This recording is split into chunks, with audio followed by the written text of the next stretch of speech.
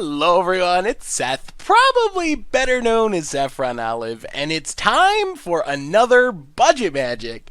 This week, we have a deck I am really excited about. We are heading to Modern again because I'm not super stoked about playing Standard at the moment. Actually, I tried multiple Standard Budget Magics, and it's just not a lot of fun right now.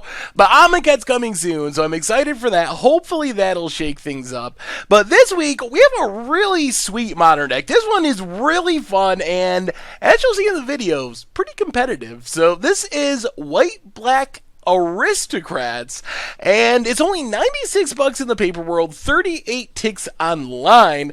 A quick reminder before we break down the deck: if you enjoyed this deck and you enjoy Budget Magic in general, it would be amazing of you if you could take a quick second, click that subscribe button down in the corner of your screen. It's a great way to support the channel and the site for free. So let's talk White-Black Aristocrats, and this deck is actually pretty easy to break down. We break it down into really 4 parts. So part 1 are the Blood Artists, and these are kind of the finishers, and this is kind of a combo deck. While we're a creature-y combo deck, we are a combo deck. We can occasionally win by beating down, but more often we're winning by sacking a bunch of our stuff and draining our opponent out with Blood Artists and Zulaport Cutthroat. So these cards essentially just drain our opponent for 1 whenever a creature dies. With Blood Artist, it's whenever any creature dies, so even our opponent creature. So if we kill one of our opponent's things, we get a trigger from that as well. The downside is no power at all, so it can't attack. Zulaport Cutthroat, on the other hand, gets that extra power, so it's a 1/1, which is semi-relevant. I don't beat down with Zulaport Cutthroats often, but it has been known to happen in some scenarios, but it only drains when one of our creatures die. So these cards are kind of the foundation of our deck. We want to stack these up on the battlefield, get a bunch of stuff out, sack all that stuff, get a whole bunch of triggers from Blood Artists and Zulaport Cutthroats, and just drain our opponent out of the game. So that's kind of the finishers. Then we have our sacrifice outlets, and this is where the Aristocrats name come in. We have Cartel Aristocrat, which is surprisingly powerful. It doesn't look like much as a 2-mana 2/2, but we can sack a creature for free, which allows us to trigger our Blood Artists and Zulaport Cutthroats, and it also gains protection from a color of our choice whenever we sack a creature. So if our opponent goes to Pyroclasm us, or tries to Path to Exile our Cartel Aristocrat, or even if we just need to force through some extra damage, that's one of the ways we can do it. Is if our opponent has blockers, we sack a creature, get our drain triggers, and then we get in the attack with Cartel Aristocrat, having protection from the color of our opponent's blockers. Viscera Seer, not as good as at attacking, but it lets us scry 1 when we sack a creature, so it helps us to dig for what we need. We sack a bunch of stuff, helps us find our big payoffs, our Blood Artists. And then Tisa Orzhov Scion is a little expensive at 3 mana, the most expensive of our sack outlets. It's only a 2/3 for 3, which definitely isn't above the curve, but it does do a lot. We can sack 3 white creatures to exile a creature, which is actually pretty powerful. It gives us triple sack triggers, and you will see we do have quite a few white creatures floating around in this deck. And then whenever a black creature we control dies, so if we sack our Viscera Seer, a Cartel Aristocrat, a Blood Artist, we get a 1/1 spirit. So it kind of self-fuels. We are able to sack our black creatures to get white creatures, sack our white creatures to exile our opponent's creatures. So it's a way we can not only deal with our opponent's stuff and sacrifice stuff, but a way we can also generate a bunch of creatures as we're sacking our other stuff. So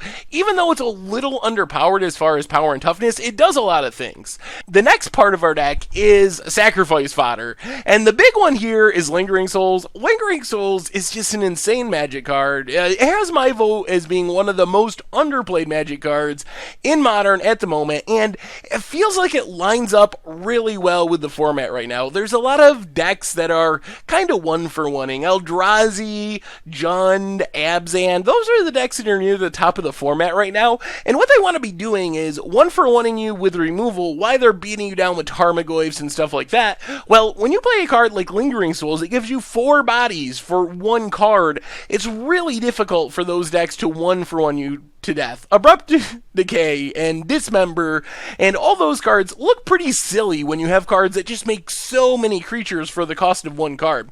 So not only does Lingering Souls make a bunch of flyers, which we can attack our opponent with, beat them down with, but that's a lot of sacrifices to trigger our Blood Artist and Zulaport Cutthroats. If you think about it, let's say we have a Zulaport Cutthroat, we have a Blood Artist, we have a Sacrifice Outlet, we cast a Lingering Souls. If we immediately just sack all of our Lingering Souls tokens and then sack our Sacrifice Outlet, because they can all stack to themselves as well.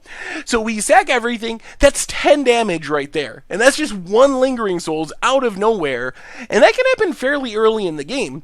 More often, though, we're attacking with those tokens, getting in some damage, and then when the time comes, sacking everything, or sacking a token here or there to give protection to our Cartel Aristocrat, draining our opponent a little bit. So, just so many synergies, but a very powerful card. This is often the card we want to draw most. While it's Blood Artist effects that win us the game, Sacrifice Outlets that allow us to win the game, Lingering Souls is really the card that makes the deck work. The sweet thing is, we kind of have another Lingering Souls now in Sram's Expertise. It's only a 3 of, because 4 mana is kind of a lot, but it makes 3 bodies for 4 mana, so that's, again, a lot of things to sacrifice. They're not as good as the Lingering Souls tokens because they don't fly, but they're still reasonable, and Sram's Expertise allows for some insane plays with the casting something with converted mana cost 3 or less for free. So if we cast a Sram's Expertise, one of the problems is we get in these situations where we want to play a token generator, but we also want to make sure we have a Sacrifice Outlet out so nothing goes horribly wrong, or we have a Sacrifice Outlet out, we want to be able to make a bunch of tokens and play a Blood Artist, so if our stuff dies, we're going to get those drain triggers. Sram's Expertise does both things. We can play it and play a Blood Artist for free. We can play a Cartel Aristocrat for free. We can play a Lingering Souls for free, and we're getting 5 1/1s for 4 mana, and then we can still flash Lingering Souls back for 2 more tokens. So there's just all kinds of things we can do with Sram's Expertise. Doom Traveler, kind of weird looking, but basically it's a 1 mana play that we can sacrifice twice. So we sacrifice it once, we get the Spirit, we can sacrifice it again, so it doubles up on our drain triggers, blocks in the early game, blocks twice if we need it to. We have 1 Judge's Familiar in the main deck. It can sack to itself, so we don't need a Sacrifice Outlet to make it work, and it can slow down our opponent if they're going to try to Anger of the Gods us or Damnation us. We have more in the sideboard because it's actually very good against any spell-based combos, against Storm decks, against even some Scapeshift decks, things like that. It's just a really good option, also very good at slowing down Wraths. And then the rest of the deck takes advantage of cards that are either new or have been reprinted in Modern Masters. So Fatal Push and Inquisition of Kozilek make these decks so much better. And it's just so exciting to be able to play these types of cards, really powerful staples, in budget decks and still have the deck come in under budget. And that's one of the things that's most impressed me with this deck. We play a lot of cards that are cheap, but this deck is fairly optimal from the spells to the mana base for what it's trying to do. There's not much that we really had to leave out on the sidelines. A little bit in the sideboard, but really the main deck is very much where we want it to be for White-Black Aristocrats, and that's because Fatal Push is such a great removal spell. Works especially good in our deck because we're sacrificing things, so we're always triggering Revolt, even though we don't have fetch lands. Inquisition, just a great discard spell, gets the Anger of the Gods or Pyroclasm out of our opponent's hand, and then a Dismember to kill a Tarmogoyf for whatever, kind of just an extra removal spell. Would be Path to Exile, but it's hard on a budget still to play Path and Fatal Push. It's kind of either or, and I think Fatal Push is just better in this deck. When you can always trigger Revolt, which we can because we're sacrificing stuff, Fatal Push is mostly just better than Path to Exile, I think.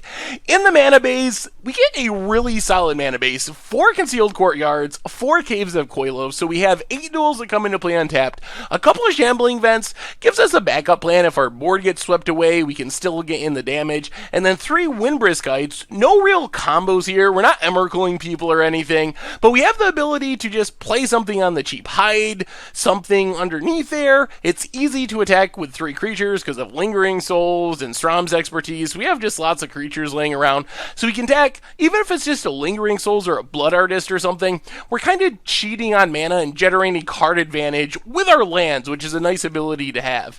Some swamps, some plains, a couple of Ghost Quarters to fight against Tron primarily. In the sideboard, Burrowington Forge Tender is the card. This is so important because this is the card that allows us to not auto-lose to Pyroclasm and Anger of the Gods. It just sits out on the battlefield and says, counter whatever red sweeper you're trying to wreck us with. And in Modern right now, those are the most common sweepers to run into. Not going to run into too many Supreme Verdicts, too many Damnations. Once in a while, those cards come up, but the ones we're worried about is Pyroclasm, Anger of the Gods, and Fortuner just shuts that down. It also helps us against combo, which can be a rough matchup if we don't draw a fast enough hand, because it can prevent the damage from a Conflagrate against Dredge, for example, Lightning Storm against Ad Nauseam, some of these weird cards that can kill us in one shot.